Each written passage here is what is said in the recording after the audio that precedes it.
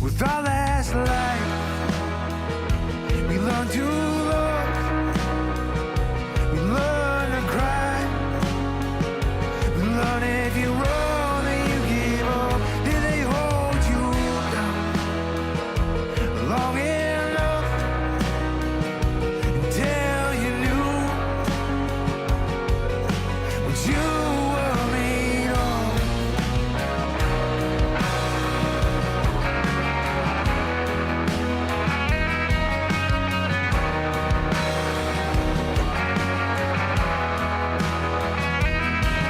Did you dance in the middle of the floor on a Saturday night?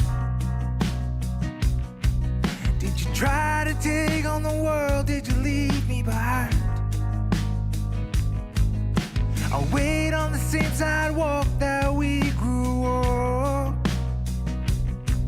'cause I know you always walk the same way back, where you learn to live. You learn to Okay. Hello, everybody who is tuning in to this producing, let's call it Producing 101. It's a very basic kind of outline about producing from my perspective. And I'm Jennifer Podemski. I am a producer, writer, director, actor, born and raised in Toronto. My mother is from Muscopheating First Nation, and my dad is from Israel.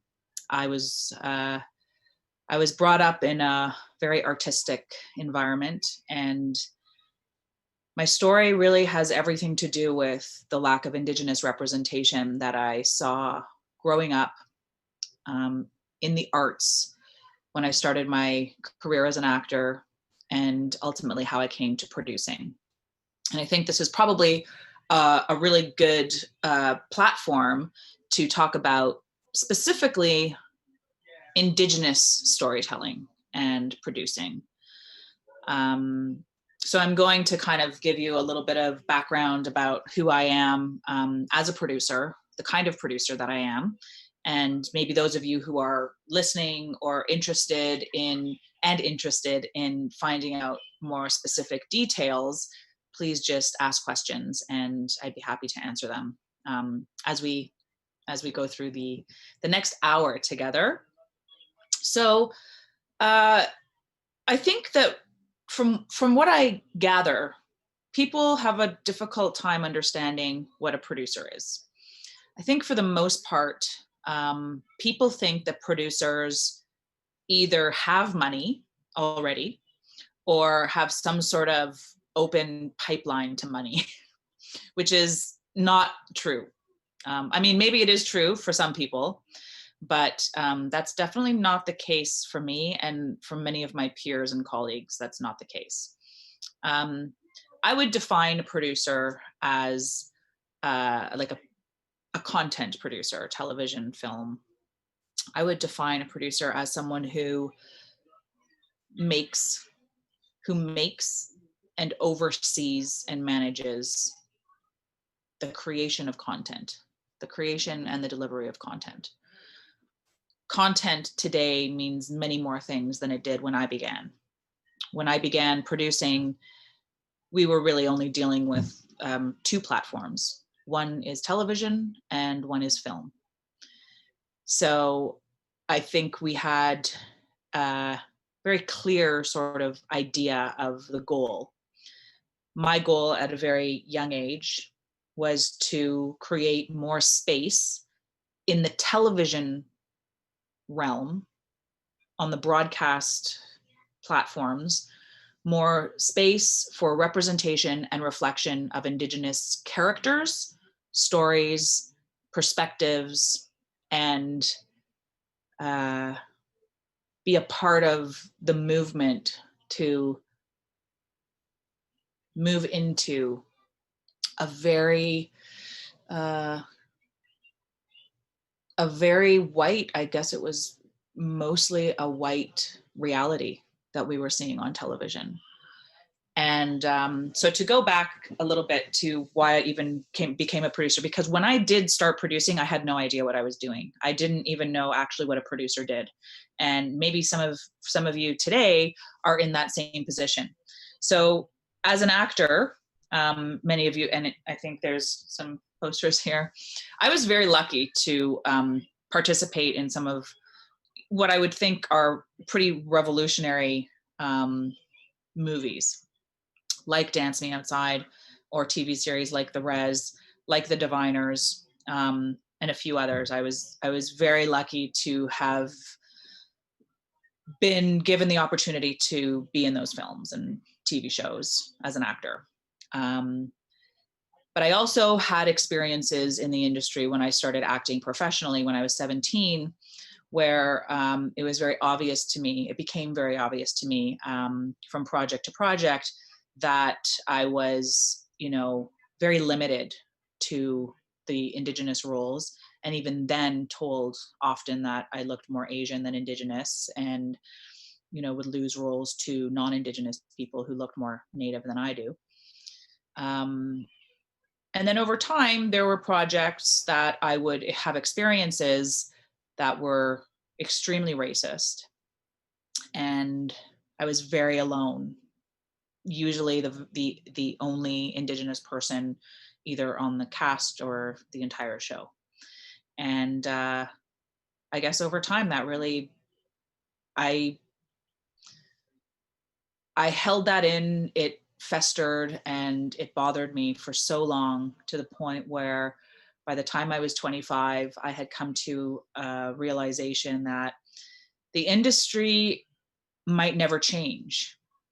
And in the event that it doesn't, I don't think that I can continue validating the existence of projects that simply are inauthentic and don't portray characters, Indigenous characters, in a three-dimensional, authentic way. In addition to that, I thought that it was strange that I didn't see any crew members or any writers or any executive producers who were Indigenous through my young career. At 25 years old, I don't know exactly what happened to make me decide to leave acting, but it was something specific. It was a very specific time in my life where I just was so tired. I was so tired and I was so angry. And I started to realize that a lot of the narratives that have been shaped in society, in the communities that we live in, in the urban centers, wherever in Canada, in our society, those narratives were shaped by propaganda and stories.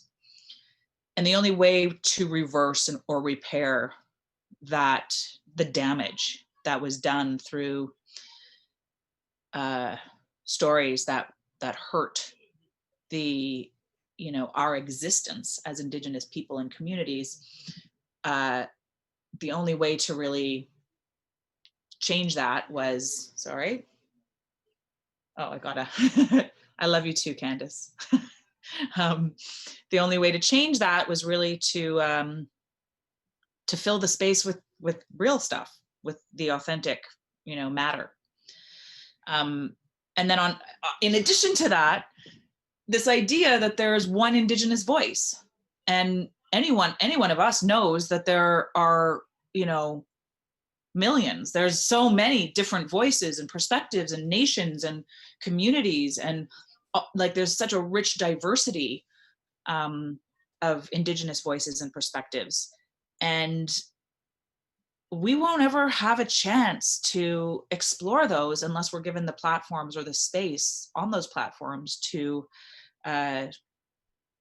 nurture those voices, but also to present them to the audience.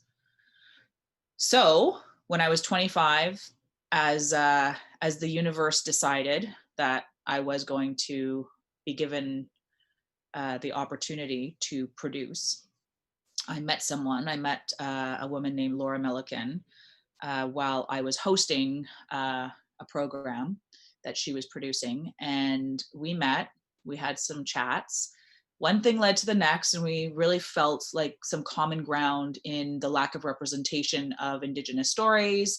Growing up in an urban center as, a mixed kid and feeling really ashamed and really alone and alienated, not really understanding who we were, even if we had our Indigenous, culture as a part of our life. There's still this, separation that you feel when it's not around you at all anywhere else in the school system, in your community. So we connected on that, and our answer to uh, our problem was we have to start a production company. So I didn't really know what that meant, but now I understand that, a production company or a company or any sort of, brand or platform that allows you to express yourself, as a content creator is a really good start. So at the time we came up with the name Big Soul Productions, and that really came from the fact that we both wore platform shoes at the time. It was so unconnected to anything really culturally relevant. So it was Big Soul Productions, and we started to develop content. Really, just sitting. I had an office at a local Tim Hortons. Laura had an office, I think, at her apartment. I didn't even have a place to live at the time. I was living back with my dad. And we started to write and create content and strategize around the kind of stories that we wanted to tell. And we did come up with an idea. At the time, it was a show called The Seventh Generation. And we thought, we should try to make a show about young Native, people on the front lines who are doing work that are changing their communities for the better.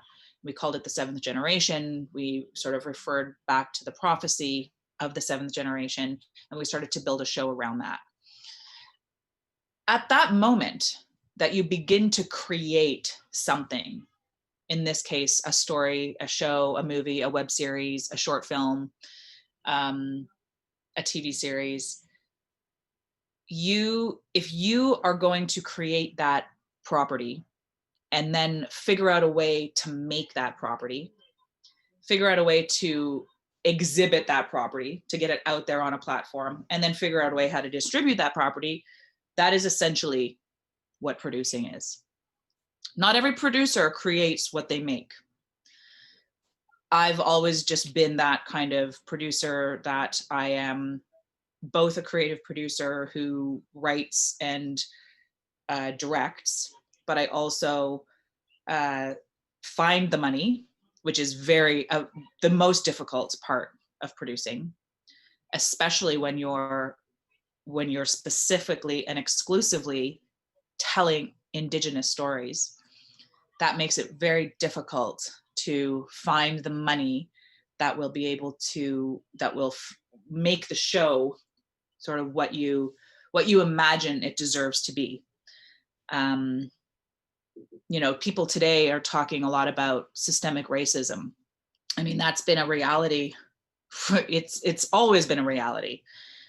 I can do a whole workshop on the things that I heard when I was pitching The Seventh Generation to networks and funders, and just the limitations that were put upon these two young women, 25 years old, who wanted to make this TV show about Indigenous youth sort of role models. We were told, we did a Native project last year, or, we really don't have a lot of Native viewers, or, we're not able to sell the commercial time for a show like that. We heard so many different things and reasons why people weren't able to support our show. So we would go and we would pitch, I would cold call, we would really try to get this show made in any way possible.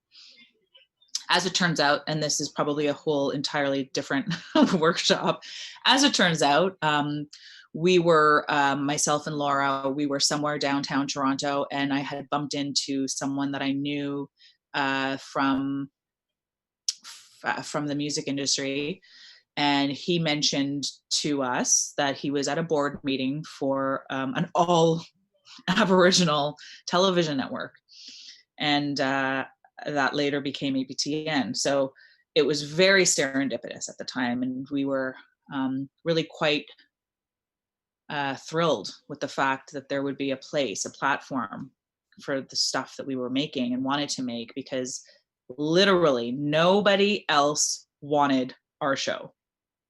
That was clear to us. We knew that it was true, and no reality could change that. The industry wasn't ready or willing or open to acknowledge the fact that not just that there are very few, if any, Indigenous producers producing content, but the content that we are producing, apparently nobody was interested in. So we could not have asked for anything better than an Indigenous platform broadcaster. So we approached APTN at the time in their first year, and we did manage to get a license fee. Now, one of the most important things you will find as a producer is a license fee. A license goes a long way. So a license to broadcast a show, whether it is a web series on a digital platform or on a traditional, television broadcaster platform, or a platform I'm not really sure, that whatever platform it is that's available to you, once you have a letter in hand that says, we will broadcast this property, that letter will allow you, it doesn't even matter if you're getting a $1 to broadcast. I think at the time it was, we were only getting a couple $100 to make this show from the broadcaster. And then from there, though, what it helps you do is it's one of the building blocks to the creation of your show, to you being able to, you can leverage the license opportunity to raise additional funds. So, to use the seventh generation, which was 20 years ago, but still relevant today, how you build the show is really based on the platform that it's going to show on. The difference today is that we could start our own platforms and put our shows on those platforms. We have many more platforms available to us to be accessing. We could also self-finance a show. Making a show today is a lot different than it was 20 years ago, because you could make a show if you can harness the technology and learn how to edit and learn how to shoot and use your phone, use your computer. There are ways to build shows with less money, if you have a good story, and you can essentially put the pieces together yourself. So to go back to how we leveraged the letter from APTN to make our first show, we started to go around to the public sector, to government, local government, federal government, and started to pitch ideas for the show, the seventh generation, to marketing departments in various federal departments, federal marketing departments. And we would say, we have an episode and it has a lawyer. We have 2 lawyers in this episode, and they're doing some amazing work in the community. And, they represent an incredibly important mission that is happening in our community. And we would talk to the marketing and communications department, and maybe they would give us a little bit of money. And then we would put a logo on the show. That's essentially how we built the seventh generation. And, at that point, we were able to make episodes of shows for very, very little money, a couple $1,000s. We weren't really making a lot of money doing it, but we were making enough to sustain, the fact that we were doing it, and allow us to rent an office and allow us to continue to build other projects, and to really believe that we could become and exist as producers who create content, produce content, and deliver content and distribute content. So there are different kinds of producers as well who find content, who source content created by other writers or filmmakers, and then they option that content, which is you pay a fee for a limited amount of time or a fixed amount of time, and take that project and, you know, go to the funds and try to get money for it, whether it's the arts councils or the, you know, the larger funds at Telefilm, CMF, whatever's available to you in your province or territory or region, and you just find a way to make it. I think that's the most important thing to know as a producer, is if you want to make content, either you do it yourself or you option it from someone else, and you do everything you can to create a budget that is achievable, that is attractive to whatever platform it is you're approaching, and is, you know, something that you can handle. There's nothing worse than creating something or optioning something that is beyond your ability to produce. That's makes it way too difficult to achieve the kind of to complete projects in a way that is of the highest integrity that we can offer. So I think it's a really good idea to start small, whether that means, you know, a short film or a web series. You know, a web series could be 10 1-minute episodes. Everything really boils down to the story. You know, who is the story about, and why would the story be why would the audience enjoy the story? And the closer you can get to figuring that out, the better it will be for, oh, thank you, Cynthia. Hi, Cynthia. The better it will be for everyone involved. I've been in situations where I have 5 or 6 things that I'm developing, some that I'm developing for absolutely no money, that I'm investing all of my time into because I believe in it. And at the end of the day, you know, none of them happen. That's a reality. That's just a reality. So I think what happens as you grow, you begin to understand your own boundaries.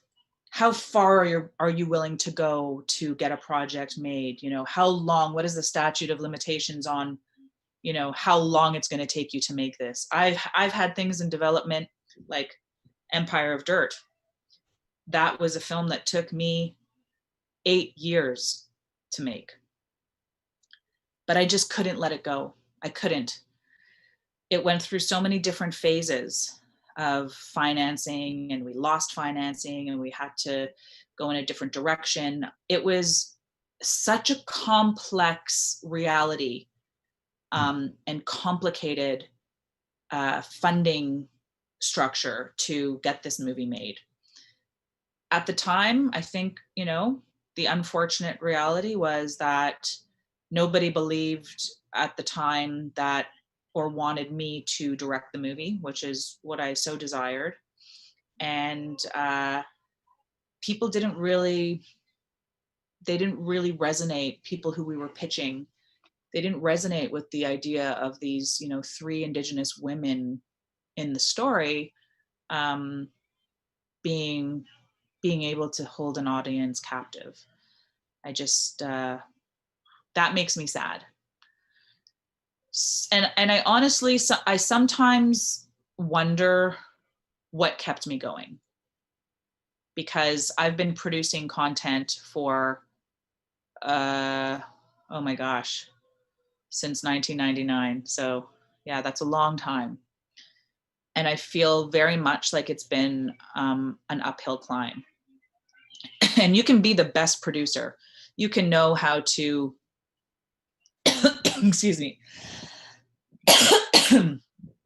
you can know how to create a finance structure. You can know how to raise money, how to apply to the funds. You can know how to, you know, write or source a good story.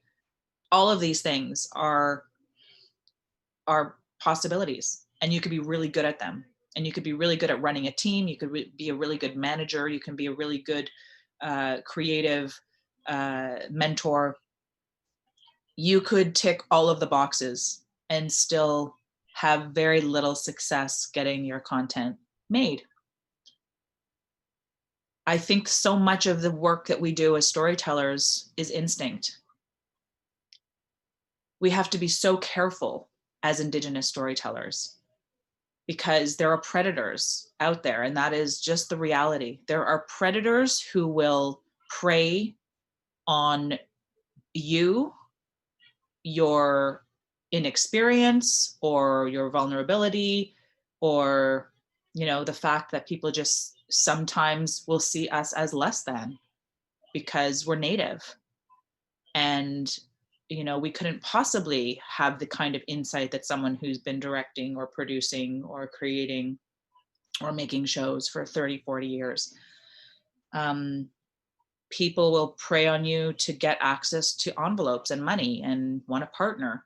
And believe me, I've been in situations where it's taken me many years to realize that, you know, I actually could have done it myself.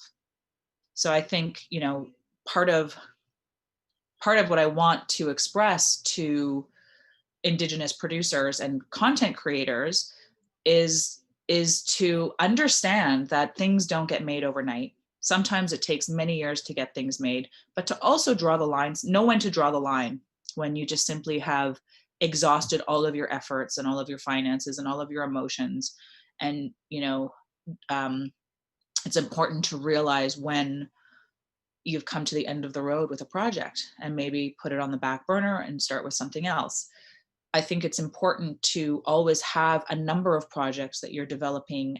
You know, we call it our slate. So on your slate for your company, have a number of projects that you're developing at various levels. And, you know, on that note, I want to make it very clear that when I say production company and slate and, you know, producer and financing and budgets and all of those things, I don't want you to think that, you know, I'm someone, and a lot of people are like this. I don't have an office. I don't have a big company. I don't have anybody that works for me. Everybody that works with me is on contract based on from project to project. I work from home. I have a home office. I am essentially self-employed, and Red Cloud Studios, which is my production company, partners with people. We open a single purpose company sometimes to produce a show. You know, I have a variety of different partners I work with. I sometimes do things internally. You don't need the, you know, the big office in downtown Toronto. I live in Barrie. I work from home. It really is about creating, I think, across the board for everything we do, it's about creating the most healthy, most meaningful experience in this life as we possibly can. And that ties into all of the work that we do. Whether you're a producer, whether you work at an office, whether you're a lawyer, a doctor, you know, custodian, a teacher, you know, whether you work in the lumber yard, wherever you are, our communities are relying on us and our children are relying on us to build, you know, a healthy life. And I think if we put that at the forefront and make that our first and most important objective, then we're off to a much better start than anyone else who is really trying to climb a ladder or get ahead or, you know, desperately trying to pursue. I think that old paradigm of like going and, you know, following your dreams against all odds and no matter what the cost, I think those are very dangerous dangerous philosophies. And I think that they ultimately will hurt us because they open the door to those hurtful and dangerous philosophies open the door to really dangerous behaviors. So I would say, and it took me a long time to realize, like, I can't continue to work. I know I'm building this company, Big Soul Productions. I know that my main goal and purpose here on this planet is to create content with an Indigenous lens and make my ancestors proud of the work that I'm doing, and also simultaneously leave a legacy for my descendants. Like, I believe very much that is my truth, and I think that a lot of people share that truth and that mission.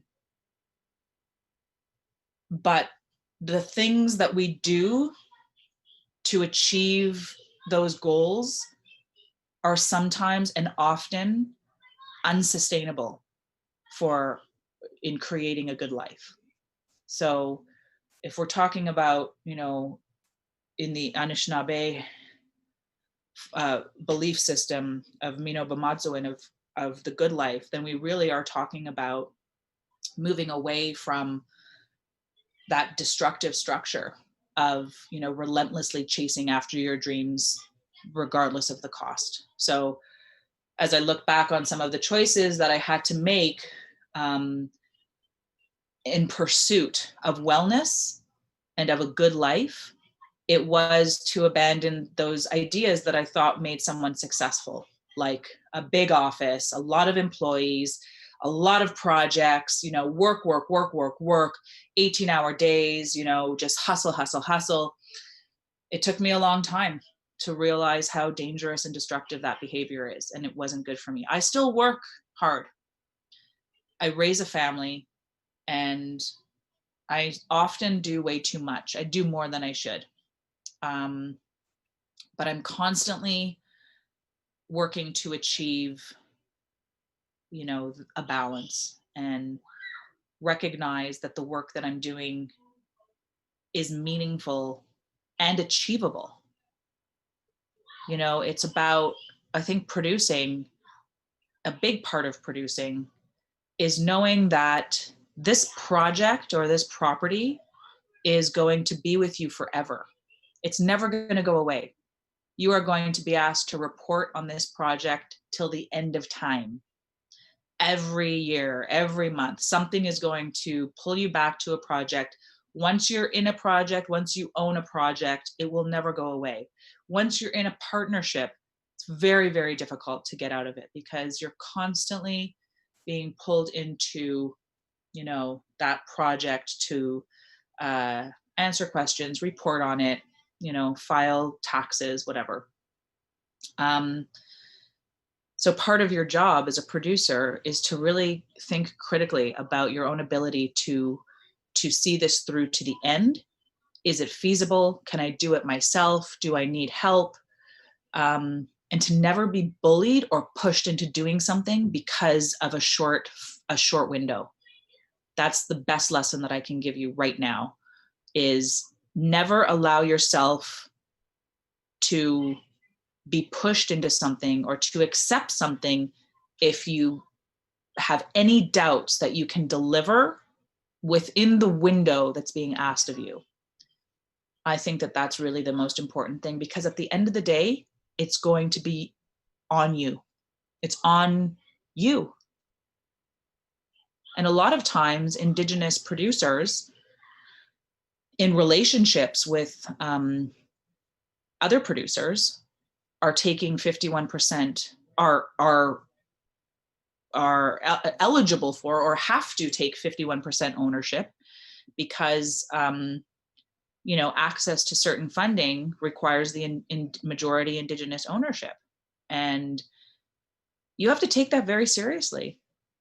If you're going to get into relationships like that, then you have to be 100% sure that those relationships are going to be, healthy for you. I think that we need a lot of support. I'm really grateful that the ISO, the Indigenous Screen Office, is up and running and really advocating on our behalf, because there are very unique realities when it comes to being an Indigenous producer. Very unique.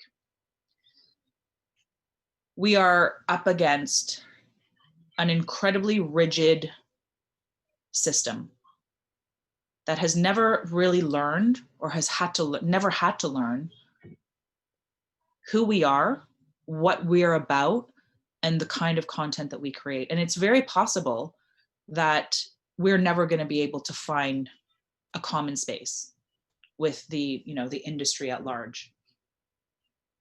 I think we've been very lucky to have a network that supports Indigenous voices, but I also think that,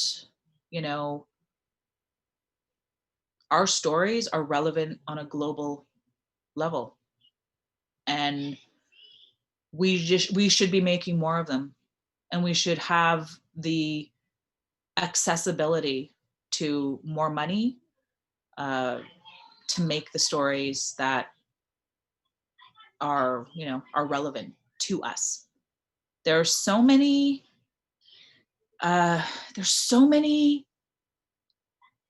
challenges, unique challenges for Indigenous storytellers that nobody in any other community will ever understand. So instead of trying to make people understand, I think what we have to do is really start talking to each other a lot more. And whether we're starting, circles that, support one another and allow us to work together and bounce ideas off of each other, find your people. It's better if it's people that you can, meet with at a safe distance, wearing a mask, but meet with personally face to face, so that you can sit there and in a very private way under the cone of silence to talk about the stuff that you're experiencing. Because there are very unique challenges. And I see a comment coming in here on my phone that requires my face.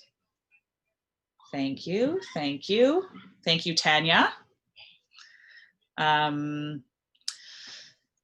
So these aren't really questions. People are just saying, thank you for a candid discussion. Tanya said, what you're saying is so important about the need to challenge a damaging paradigm of production. Absolutely. I'm 100% against, falling into destructive patterns and destructive behavior because an industry exists that tells us, this is what you have to do to be successful in this business. Well, my experience, and I think it's pretty safe to say that that system doesn't work. That's an old system, it's an old paradigm, and we absolutely have to dismantle that belief system. And you can only dismantle it by changing your own actions and doing it differently and realizing that it actually works to live in a meaningful way, to have integrity about the things that you do, to realize that the work we are doing as Indigenous storytellers is really about building community. It really is. And it's about undoing very harmful, damaging propaganda that was created way before we were here. I mean, here, way before we were here, meaning us who are here today on this chat. Yeah. So Tyson is saying, is it easier today to get a new project off the ground in terms of financing, especially for debut features? Well, let me speak to feature films for a second. Again, I think things are, I haven't made a feature film since Empire of Dirt. That I joke with people, saying, that broke me. That experience broke me. I might make another movie one day, but I guess if I was to say, here's what I think, we should do to raise money to make a feature film, I would absolutely rethink the financing reality and talk to the people who, who typically make it very difficult to get something made. Like, I don't think we need distributors right now, or maybe anymore. distributors are very important. Distributors served a very important function in feature film because distributors were essentially your lifeline to a theatrical release. But many of us recognize that even if our film does not go to a theatrical release, we'll still be okay, and your movie will still matter. So in terms of financing, I think you got to just get your financial structure in place, and some very basic items that will have to be on your financial structure are, do you have any money from a license fee that would represent a television broadcast of your feature film? You put that on. What are your tax credits? Your federal and your provincial tax credits. Any other funding that you might receive from Telefilm or CMF. I think the one thing that is the big question is your movie like makeable? Can you make it with, can you make it for less? Can you make it for more? Or have you written or have you sourced or have you optioned a film that is just high budget and it can never get lower? I mean, Empire of Dirt, we were trying to make it for $800,000 for years. And, we got very close to raising it, very close. Finally, myself and the director and the writer, we decided that we were going to make it on our own in the best way that we could. We ended up making it for $350,000. I don't know how we did it, but I'm telling you that it's possible, and you just need to be in open communication with all of the people involved. People have to be ready to not make a lot of money, but to work very, very hard. I am still paying for this movie. So it really depends what I guess, I don't know if I answered your question, Tyson, but if the answer is it easier? Maybe it is, because maybe there are more opportunities with platforms that are digital. Maybe there are more opportunities with festivals. Maybe there are new sort of innovative distribution models that will help you, that will give you a place to show your movie. It's really about getting that first person or that first bit of money locked down. And from there, you can start to build. What you do have to be, Tanya? Oh, thank you. Good. What you do have to be careful with, and one thing I will mention because it does bite you in the butt all the time, is something called grind, a tax credit grind. So often what will happen is you'll build your financing scenario, but you'll receive money, or you'll be eligible to receive money from somewhere that would be considered assistance. So like a grant, which will grind your tax credit. So for example, I'll give you a very small example. Let's say you're, you feel like you need another $50,000 to make your movie because it's going to be impossible to complete it for the amount of money you have.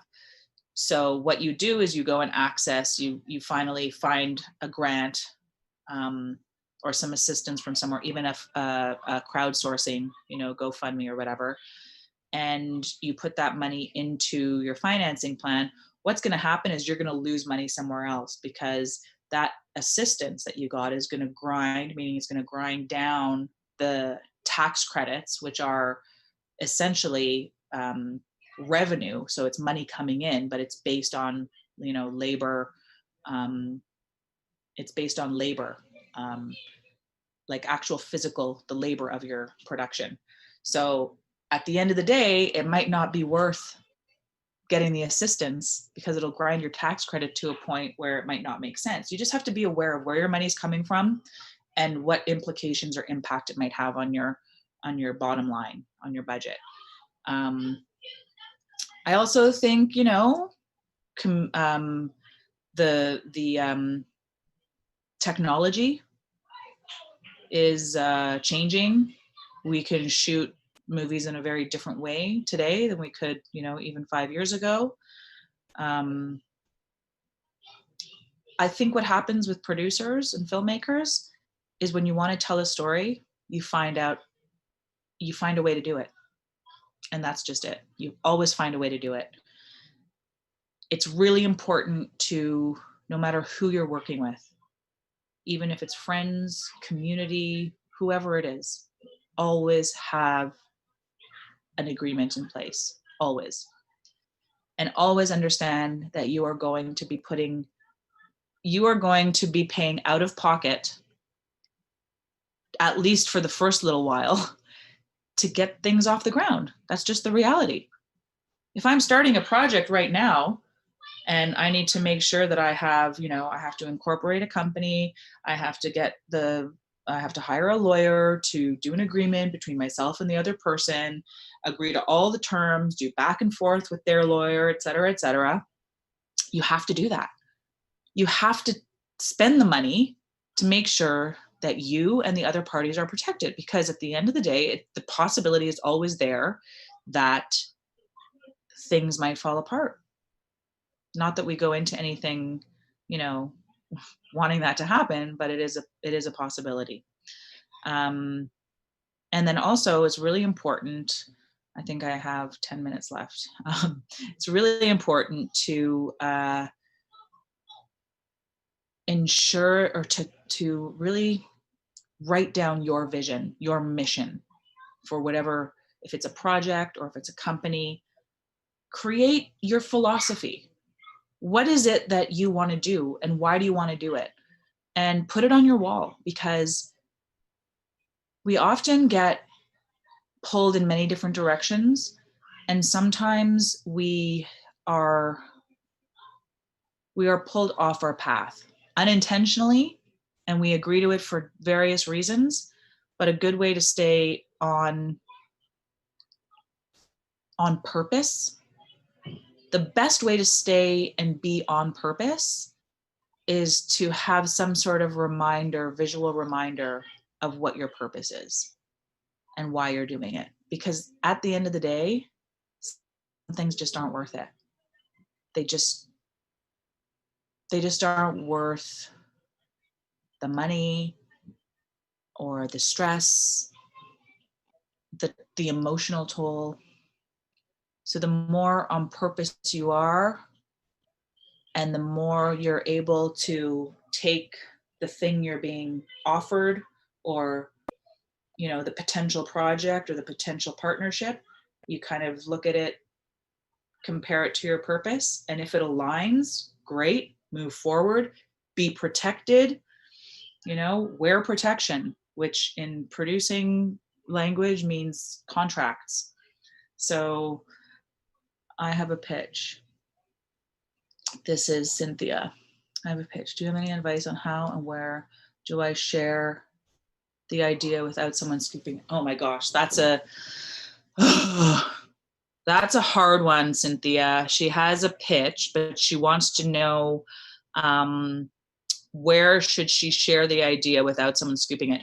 The reality is that you have to pitch your idea. You have to pitch your idea. We cannot walk around afraid that someone's going to steal it, because ultimately it's all about the execution. So, you know, pitch the idea as general terms as possible. And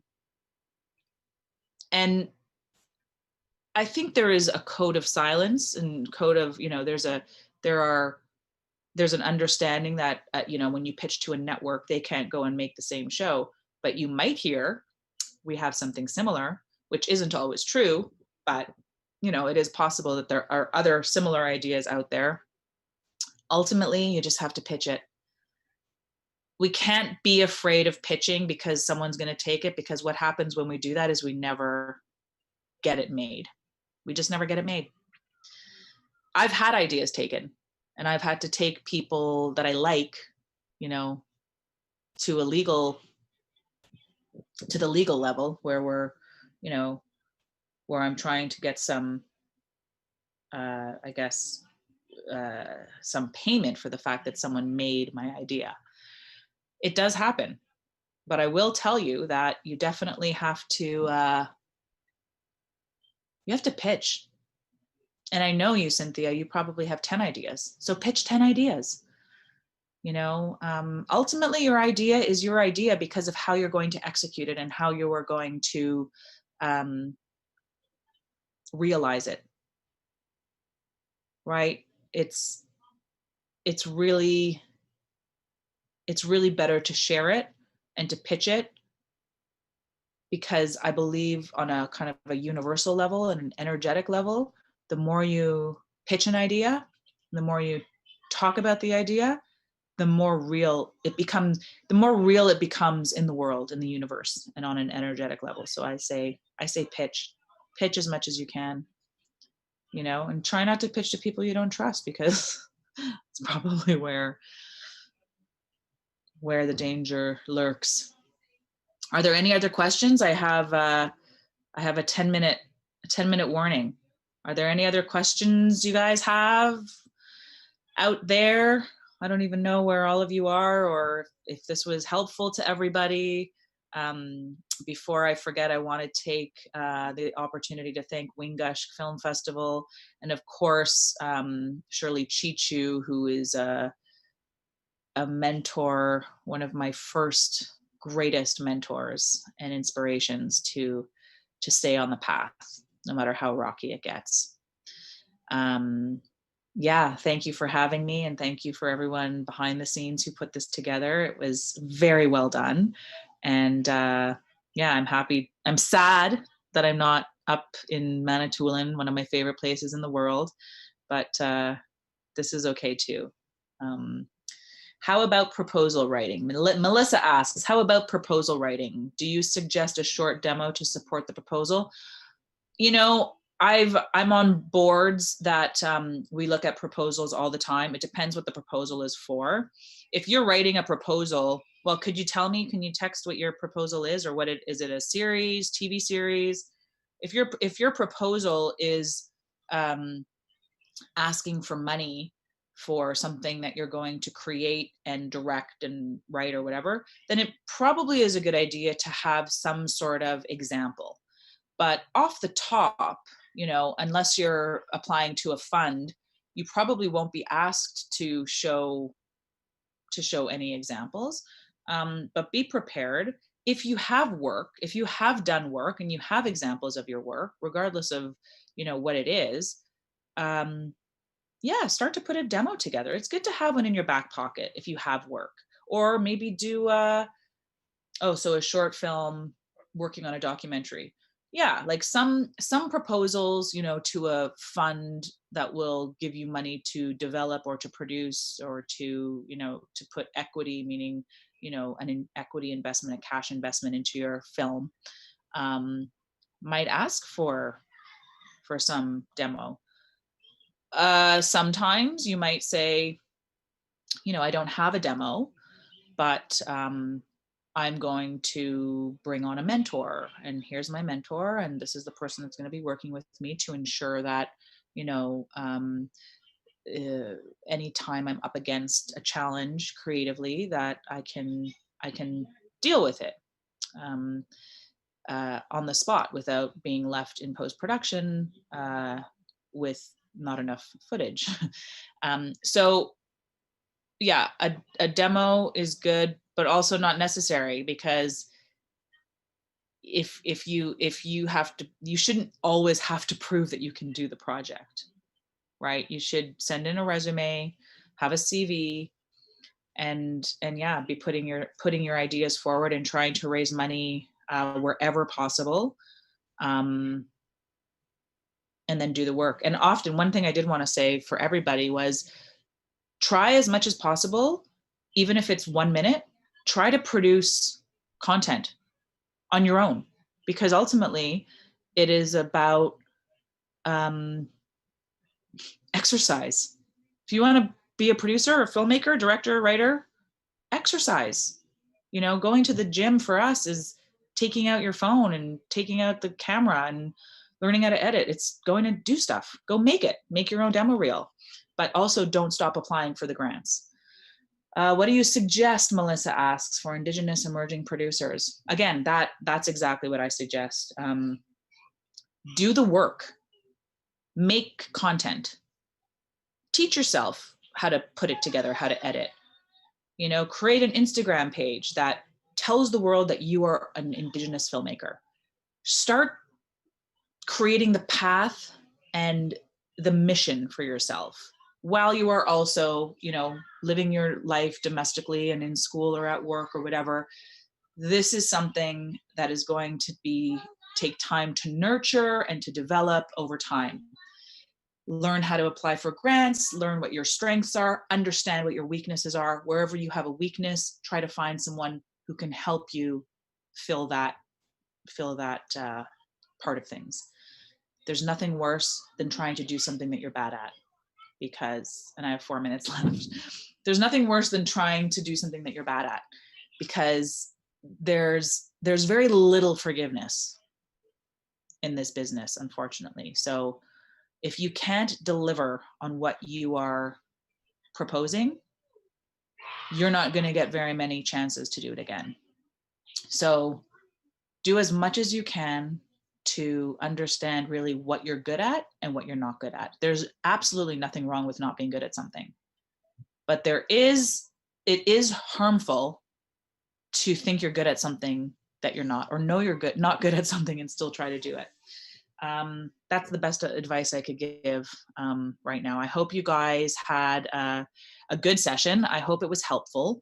And obviously there's lots of other workshops happening through this festival. So I hope everyone comes out of it with a lot of good new information. The best thing I can leave with you is to remind you that the work you're doing is really important. And it's really, really hard. This will feel like an uphill climb. And I can tell you, at 47 years old and being in this industry for 30 years, being a producer of content for 20 of those 30, I still don't feel like I've been able to rest. And I advise you all to make sure you do the best you can to push forward, ask for help, know when to rest, and know when to walk away. That's what I got for you. So miigwech to all of those who tuned in, for all your great questions. And if you're on this and I know you and love you, then I love you. And I look forward to meeting all of you new producers, emerging filmmakers one day, and maybe working together. Okay, good. Yeah, good. Is that it? I have a thumbs up. If there are any other questions, ask them now. I have 1 minute left. But oh, no, that was it. Funding venues, for emerging filmmakers. A really good resource is the Indigenous Screen Office. They have an incredible list available to everyone, of all of the funding opportunities for filmmakers. Funding is always going to be a hard one, and you just have to be really innovative. If the traditional pipelines aren't working, find a different way to fund your project. Yeah, that's pretty much what I got for you. So have a good rest of the festival, everyone. Have a great Saturday, and yeah, I hope to see you all one day. Okay. Oh, yes. Bye.